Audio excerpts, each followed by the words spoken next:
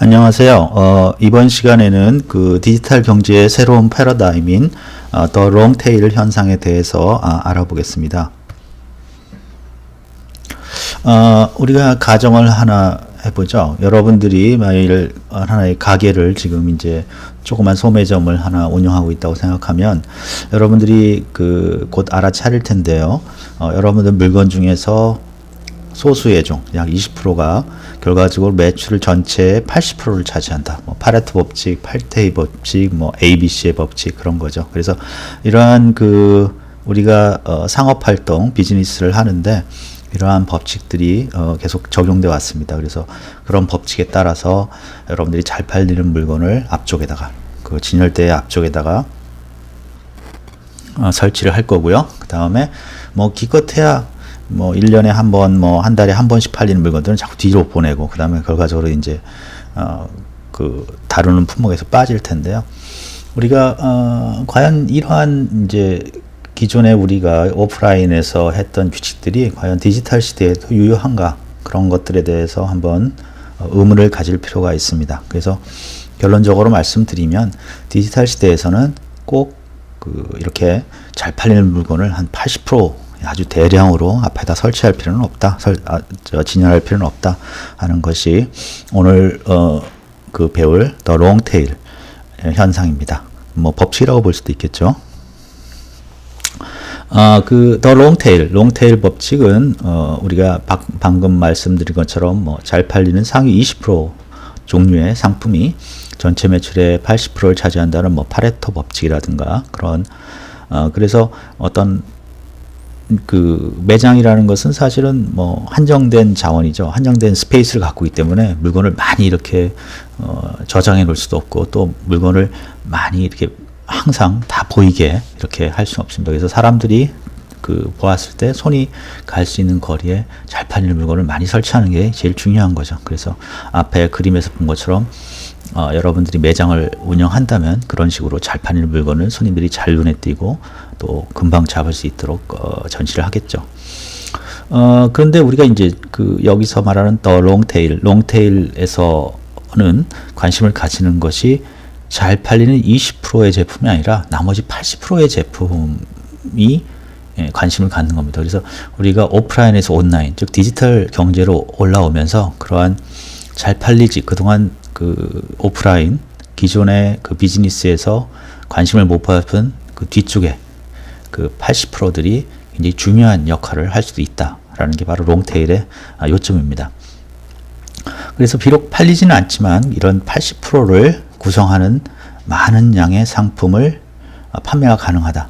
그러니까 비록 아주 자주 팔리거나 많이 팔리지는 않지만 한 종목이 80%의 많은 상품들이 조금씩만 팔려도 결과적으로 전체 매출은 굉장히 높아질 수 있다는 게 바로 롱테일의 역할입니다.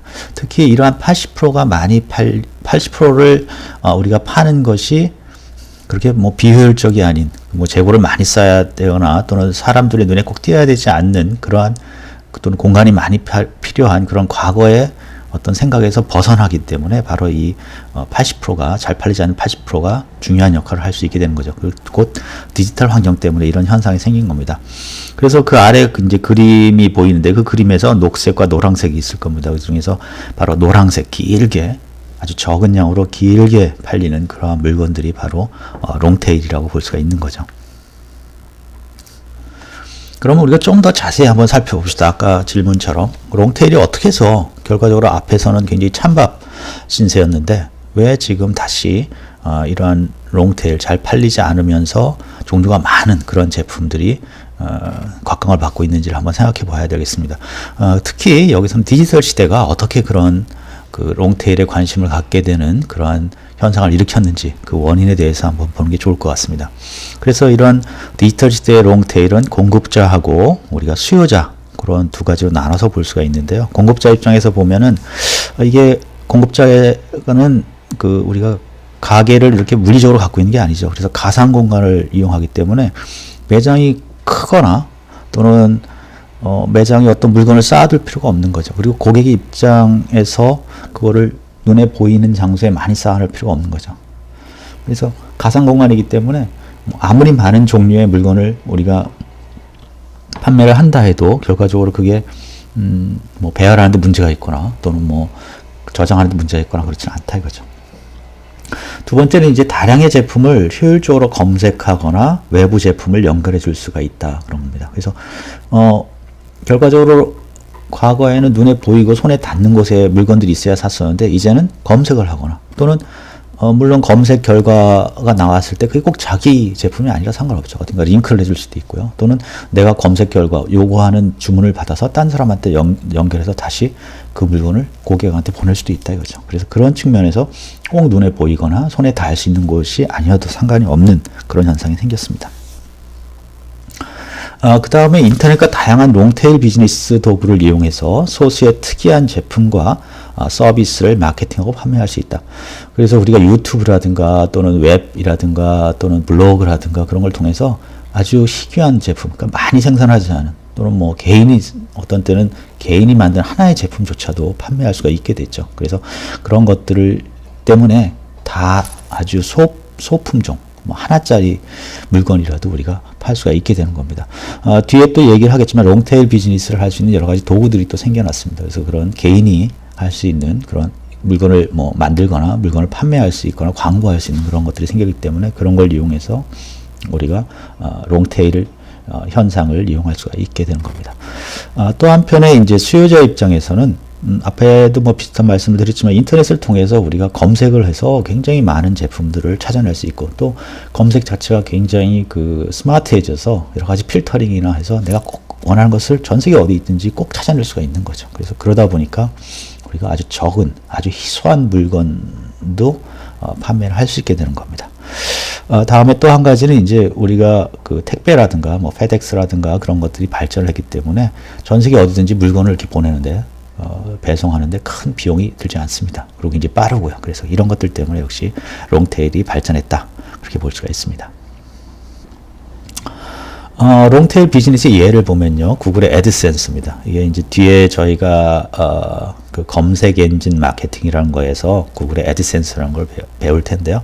간단하게 말씀드리면 구글에서 어떤 그 태그 같은 걸 줍니다. 그러니까 어떤 표시를 주면 그 표시를 여러분들 홈페이지에 끼워 넣으면 다른 사람들이 여러분들 홈페이지에 접근했을 때 그 여러분들 홈페이지에 맞는 내용을 거기 광고를 하게 됩니다. 그러면 그 광고가 노출되고 그걸 뭐 이용하게 되면 그때 그 광고주한테 돈을 받아서 구글에서는 자기들도 물론 가지지만 여러분한테도 그 사이트를 제공한 여러분한테도 돈을 약간 드리는 거죠. 그게 이제 구글 애드센스인데요. 결과적으로 뭐 그렇게 광고가 많이 일어나지는 않겠죠. 보통 사람들의 사이트라면 그렇게 많은 사람들이 오지 않으니까요. 하지만 결과적으로 그런 작은 분량의 광고를 통해서 구글 자체는 전체 매출의 약 50%를 그런 애드센스에서 거둬낸 거예요. 전형적인 롱테일이죠. 뒤쪽에 아주 작은 수량이 작지만 각각은 작지만 전체로 굉장히 많은 사이트에서 그런 일들이 일어나기 때문에 결과적으로 구글은 매출의 50%를 거기서 얻어내게 됩니다.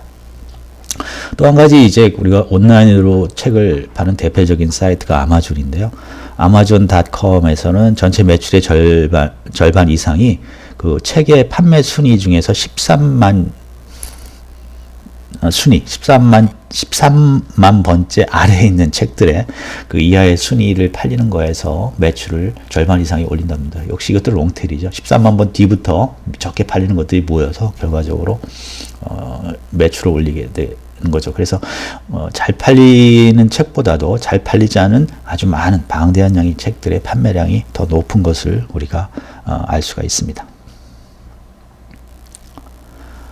앞에서 말씀드렸는데 롱테일 비즈니스를 또 이제 조장하는 또 쉽게 할 수 있게 하는 비즈니스 도구들이 많이 나왔습니다. 그래서 이 롱테일 비즈니스 도구라는 것은 새로운 기술 혁신, 정보통신 기술이겠죠 주로. 통해서 꼬리 부분의 롱테일 아주 수량은 작지만 전체 양이 많은 꼬리 부분을 머리와 비교해서 보다 두터워지고 더 길어지게 할 수 있도록 하는 도구입니다. 그래서 예를 들어 블로그 같은 경우죠. 블로그에서 어떤 개인이 만든 개인의 의견이라든가 또는 개인이 만든 제품, 개인이 어떤 광고 그런 것들이 일어나기 때문에 결과적으로 그것들이 그 롱테일이 자꾸 길어지고 두꺼워지는 거죠. 그 다음에 이제 애플에 보면 이제 그 유명한 그 애플리케이션 중에 그 가라지밴드라는 게 있습니다. 그 다음에 팟캐스팅인데요. 가라지밴드는 그 아마추어들이 자기가 그 음악을 만든 걸 녹음하고 편집할 수 있게 하는 기계입니다. 즉 하나하나의 개인이 결과적으로 음악을 CD를 만들고 음악을 이제 만들어낼 수 있는 거죠. 그게 또 롱테일이 되는 거죠. 그 다음에 팟캐스팅이라는 것은 이제 개인 방송국이라고 볼 수 있죠. 자기가 만든 방송, 뭐 음성을 이용한 방송도 좋고 음악 방송도 좋고요. 또는 동영상을 이용한 뭐 방송도 좋습니다. 그런 것들을 만들어서 올려놓으면 사람들이 거기에 구독을 하고 방송처럼 미디어처럼 돼서 결과적으로 또 롱테일이 생기는 거죠. 자, 이러한 것들은 사실 롱테일이라는 것은 크리스 앤더슨이라는 사람이 이제 와일드 매거진에 쓴 기사에 그런 얘기가 나왔고요. 또 뒤에 저희도 다룰 건데 메이커스라는 책에도 이 롱테일이라는 얘기가 나옵니다. 그래서 이 롱테일이 독립적으로 만들어진 개념이 아니라 사실 디지털 시대에는 이런 롱테일이라는 개념을 연결하면 여러 가지들이 서로 연결이 됩니다. 예를 들어 프로슈머라든가 그러니까 생산도 하면서 자기가 소비도 하는 사람이라든가 또는 메이커스, 물건을 디지털 기술을 이용해서 뭐 소품종을 자기 근처에서 만들어내는 사람들, 그런 것들이 다 사실 롱테일하고 관련이 있는 거죠. 그 다음에 이제 또 여러 가지 그 관련된 글 읽기가 있으니까 여러분들이 아마 참조해 주시면 좋을 것 같습니다.